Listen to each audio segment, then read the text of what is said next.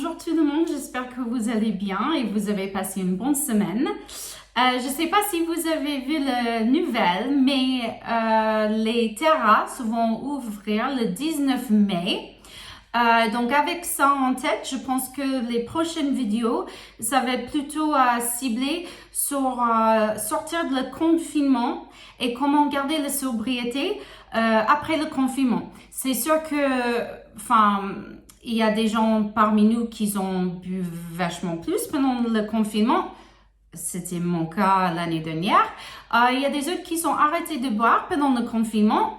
Parce que c'est plus facile, parce qu'on ne voit pas nos amis, on n'est pas au restaurant ou au bar. Donc, ça va être un sujet intéressant à aborder avant le déconfinement et la réouverture du bar.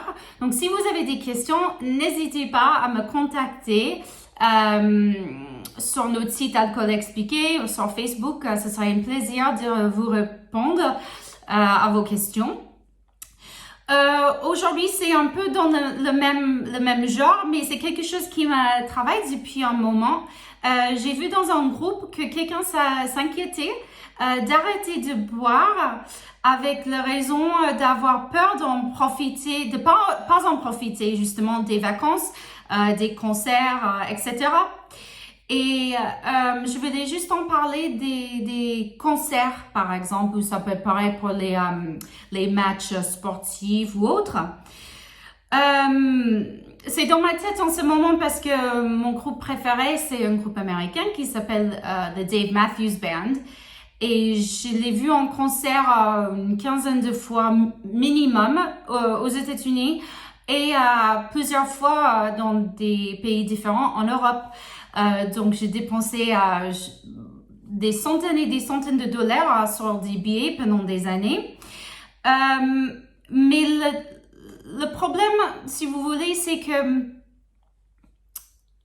à chaque concert, j'étais totalement déconcentrée de le moment. J'étais toujours en train de penser à l'alcool. Avant le concert, on a toujours picolé pendant des heures avant. Et puis, il y a toujours des bars au concert où on peut acheter des bières pour le bon prix de 12 $ la pinte. Donc, du coup, non seulement j'ai dépensé, par exemple, 100 $ pour un billet, mais j'ai dépensé une autre centaine pour les bières.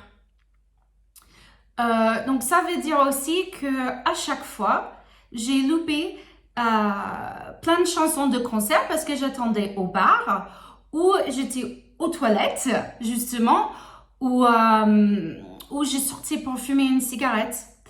En plus de ça, l'alcool, ça nous anesthésie. Donc, ça veut dire que on est moins vif. Donc, j'étais au concert, j'ai dansé, j'ai discuté. Dans le moment, je pensais de vraiment avoir en profité. Mais aujourd'hui, je me rends compte que j'ai pas beaucoup de souvenirs de ces concerts. Et c'est pareil pour des vacances, des matchs sportifs. En fait, on est là, mais on est un peu dans un brouillard. En fait, on ne profite pas vraiment de le moment.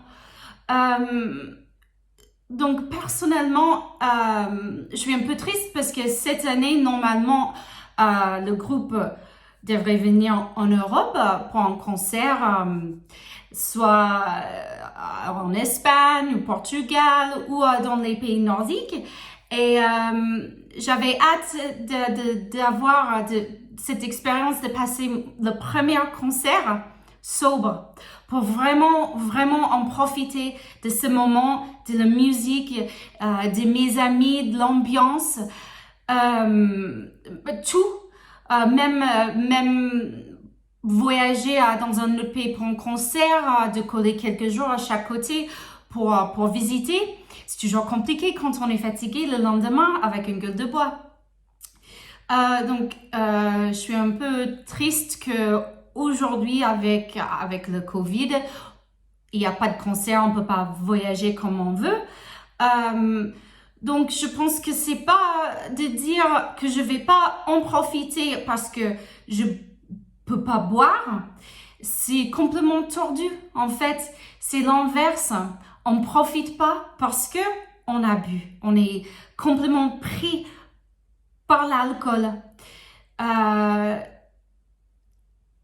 Et on peut vraiment qu'en profiter quand on est sobre. Donc, j'espère que ça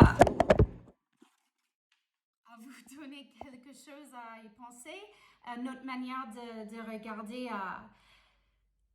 regarder les choses. Si vous avez trouvé cette vidéo bien utile, n'hésitez pas à s'abonner. Je suis là les vendredis et les lundis. Ou vous pouvez nous retrouver sur Facebook Alcool Expliqué, c'est un groupe privé, ou Instagram avec le même nom, ou sur notre site alcoolexpliqué.fr. Il y a des articles, les premiers 5 chapitres du livre, et puis vous pouvez me contacter directement là-bas aussi.